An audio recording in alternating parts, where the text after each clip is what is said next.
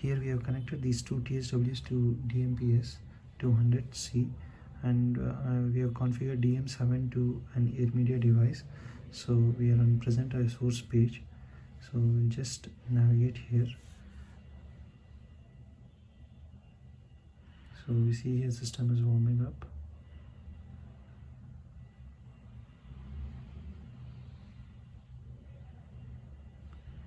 And now we see DM7 the stop button has occurred, has come up on the DM7. So if we just click on stop here, there's no effect on the other TSW here. It stays on air media page just like that, and user have to click on presentation types to come back to the presenter source page.